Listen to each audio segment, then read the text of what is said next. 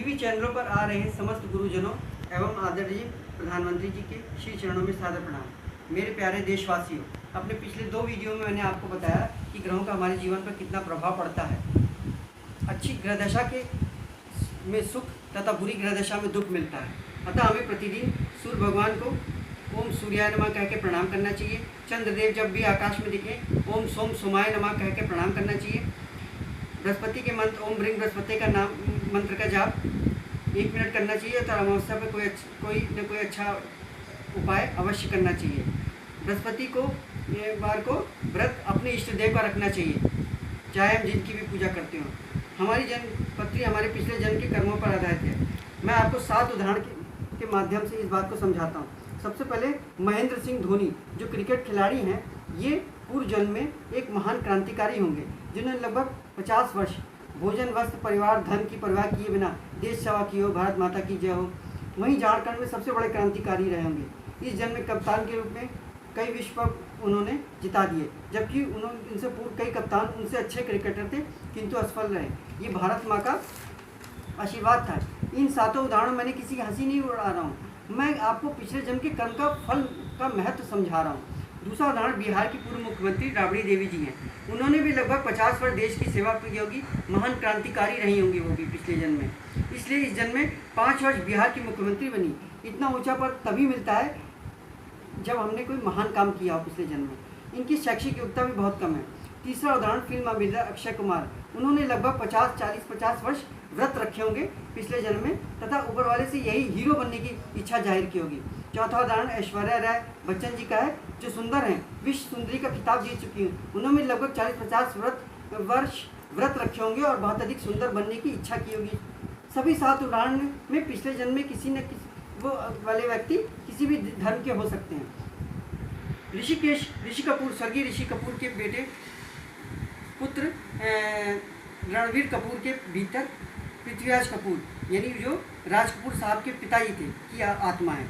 Film director Karan Johar में मुगल आजम के आसिफ की आत्मा है। नील नितिन मुकेश पिछले जन्म में दर्द भरे गीत गाने वाले स्वयं मुकेश जी हैं। ये 3 उदाहरण पिछले जन्म में जो काम था वही काम इस जन्म में करने वालों का, अर्थात पिछले जन्म की तपस्या का फल इस जन्म में मिलता है। मेरी बातों का एक प्रमाण या सबूत ये है कि 75% फेमस चर्चित सेलिब्रिटी, राजनीतिज्ञ, फिल्म वाले, खिलाड़ी, उद्योगपति दिन में 12 बजे पैदा हुए। 12 बजे 5% रात को 12 बजे पैदा हुए। शेष 20% अलग अलग समय पर पैदा हुए। अब 12 बजे रात को हमारे देश को स्वतंत्रता मिली। राम जी दिन में पैदा हुए 12 बजे और कृष्ण भगवान रात को 12 बजे पैदा हुए। अतः 12 बजे का विशेष महत्व है हमारे देश के लिए। दान करने वालों को अगले जन्म में ही करोड़पति अरबपति बनते हैं। एक गरीब रिक्शा चालक है ना, गरीब रिक्शा चालक अगले जन्म में महंगी कारों के ड्राइवर बनते हैं। 15-20 रुपये में पेट भर खिलाने वाले अगले जन्म में 3 स्टार या 5 स्टार होटलों के मालिक बनते हैं। टीवी चैनलों पे आ रहे कथावाचक जो पिछले जन्म में 40-50 वर्ष मुफ्त में कथाएं सुनाई होंगी। इसलिए हम लोग 135 चर्चित लोगों का नाम तुरंत नहीं बता सकते, जबकि देश की जनसंख्या 135 करोड़ है। पिछले जन्म का इतना प्रभाव है। विवाह आदि शुभ अवसर पर काले रंग से बचना चाहिए। ये शनि राहु का रंग है। रंग बिरंगे कपड़े पहनने की प्रेरणा हम महिलाओं से ले सकते हैं। ये अलग बात है, काला टीका लगाने से नजर नहीं लगती, किंतु कार या अन्य वाहन अलग अलग रंग के लेना बुद्धिमानी है। शादी में वेटरों को अच्छा उपहार देना चाहिए। तीर्थ स्थान पर दर्शन कर तुरंत घर लौट आना चाहिए। शनि को ठीक करने के लिए सफाई कर्मियों को कभी कभी चाय नाश्ता दें। बृहस्पति के मंत्र का जाप करें। शुक्रवार को दान करें, नहीं तो केवल शनिवार का दिन ठीक गुजरेगा, शनि नहीं अच्छा होगा। साल भर जिन लक्ष्मी गणेश जी की मूर्ति की लोग पूजा करते हैं उन्हें वो दिवाली में इधर उधर डाल देते हैं। ये भगवान का भयंकर अपमान है। इससे घर में धन नहीं रुकता तथा घर के लोग आपस में लड़ते हैं और तनाव बढ़ता है। उन्हें किसी सुरक्षित जगह रख देना चाहिए जहाँ मूर्तियों का अपमान ना हो। किसी नदी नहर में नहीं डालना चाहिए, ना ही हवन सामग्री नदी में न डालनी चाहिए। अच्छा हो एक बार महंगे लक्ष्मी गणेश खरीद लेनी चाहिए। अक्षय तृतीया को कोई भी शुभ काम बिना पूछे किया जा सकता है। ये दान करने का भी विशेष, इस दिन दान करने का भी विशेष फल मिलता है। सोने चांदी खरीदारी का ये विशेष दिन नहीं है। अमावस्या को कोई शुभ काम नहीं करना चाहिए, केवल पूजा पाठ, दान व्रत हवन।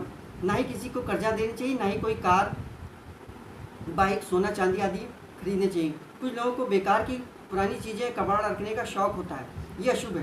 कबाड़ में राहु का निवास होता है, घर में कर्ज तनाव बढ़ता है, अमंगल और निगेटिविटी बढ़ती है। अतः इसे तुरंत हटाना चाहिए या किसी काम आ सके उसे दे देनी चाहिए। पूजा पाठ कराने वाले ब्राह्मण वो व्यक्ति होता है जिसने पिछले जन्म में बहुत पूजा की होगी तथा भगवान के व्रत रखे होंगे, इसलिए उसको दान देने की सलाह दी जाती है। डॉक्टर तथा टीचर्स का सम्मान जरूरी है। एक हमारी बीमारी दूर करता है, दूसरा हमारी मूर्खता या बेवकूफ़ी दूर करता है। शादी में 15 दिन पहले और शादी के 15 दिन बाद 9 ग्रहों के मंत्रों से हवन जरूर कराना चाहिए। शादी के वाले दिन 10 गायों को गुड़ जरूर खिला के निकलना चाहिए। 100 ग्राम कम से कम गुड़ खिलाना चाहिए ताकि कोई अशुभ घटना ना घट सके। कई बार पैदल चलते हुए या किसी कार बाइक को चलाते समय हमारे द्वारा चींटे कीड़े कुचल कर मर जाते हैं। 5 या 11 व्रत रखकर प्रायश्चित किया जा सकता है। व्रत में लौकी या सिर्फ फीकी चाय पिएं, स्वादिष्ट कुछ भी ना खाएं। जो बीमार है उन्हें व्रत नहीं रखना चाहिए। लड़ना झगड़ना अच्छा नहीं।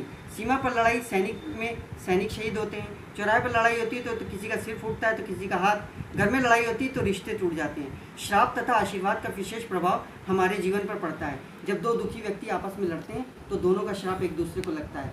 वैसे श्राप देना भी अच्छी बात नहीं, क्योंकि इससे हमारे पुण्य नष्ट होते हैं तथा पुण्य से ही भाग्य बनता है। रामचरितमानस में आपने सुना होगा कि रावण पिछले जन्म में राजा प्रताप भानु था। कई ब्राह्मणों के श्राप के कारण अगले जन्म में राक्षस बना।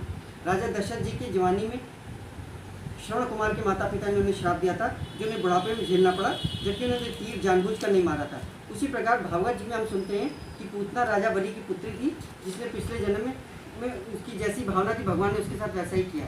बचपन में कृष्ण जी ने जितने राक्षसों को गोकुल नंदगांव में मारा, सबको पिछले जन्म में श्राप मिला था। हनुमान जी को भी बचपन में श्राप दिया था ऋषियों ने कि अपनी शक्ति भूल जाओगे। बाद में जामवंत जी ने उनको उनकी शक्ति दिलाई। जिसका कर्ज लिया है उसे कुछ दिन बाद धीरे धीरे जरूर चुकाना चाहिए। नहीं चुकाने की स्थिति हो तो उसका काम कर देना चाहिए कोई ना कोई, तथा हाथ जोड़कर क्षमा मांग लेनी चाहिए। उपकार का बदला उपकार से देना ही परोपकार है। केवल 10% या 10% मंगली की नॉन मंगली से शादी हो सकती है। देखना पड़ता है कि मंगल कितना खतरनाक है, नॉन मंगली की आयु कितनी दिख रही है। कोई आपको आपकी मौत से पहले, सबसे अच्छी बात यह है कि कोई आपको आपकी मौत से पहले नहीं मार सकता, इसलिए डरने की कोई बात नहीं। आप कोई जानबूझकर कोई जहर खा ले, फांसी लगा ले या ट्रेन के आगे कूद जाए, ये पाप है, क्योंकि जब तक आयु पूरी नहीं होगी आत्मा भटकती रहेगी। कोई ये ना कहे आत्महत्या करने के लिए कलेजा चाहिए, क्योंकि ये भयंकर पाप है।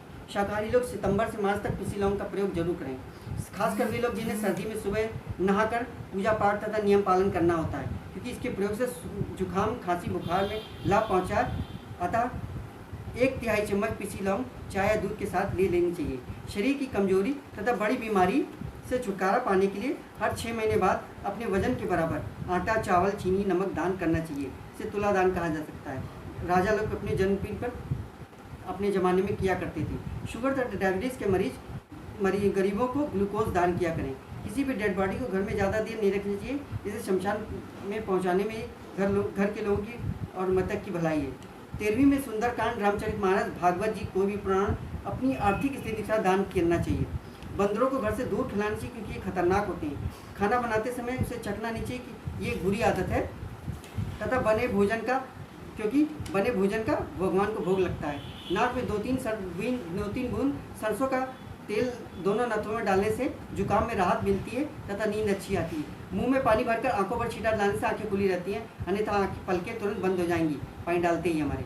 शिवरात्रि या सावन में शिवजी के भक्त बालकांड की चौपाई एक बार त्रेता युग माई शंभु गए कुंभज ऋषि, दोहा नंबर 47 बालकांड में दोहा नंबर 47 के बाद से ही शुरू होती है चौपाई। ये से लेकर 103 नंबर दोहे तक शिवा पढ़ना चाहिए। स्वागिन स्त्रियाँ अपनी हर पूजा में जय जय गिरवर राज करी, जो सीता जी ने रामचरितमानस से बालकांड में किए, दोहा नंबर 234 के बाद क्योंकि ये प्रार्थना सीता जी ने की थी दुर्गा जी सामने, और तथा रुक्मणी जी ने द्वारकाधीश से विवाह से पहले की थी। अंत में यही कहना चाहूँगा, जो इस जन्म में गरीब हैं, कमज़ोर शरीर या साधारण शक्ल सूरत के हैं, उन्हें व्रत रखने की आदत डालनी चाहिए। अपनी कमाई से 5 या 10% हर महीने दान अवश्य करना चाहिए, ताकि अगले जन्म में सुखी जीवन प्राप्त हो सके। धन्यवाद।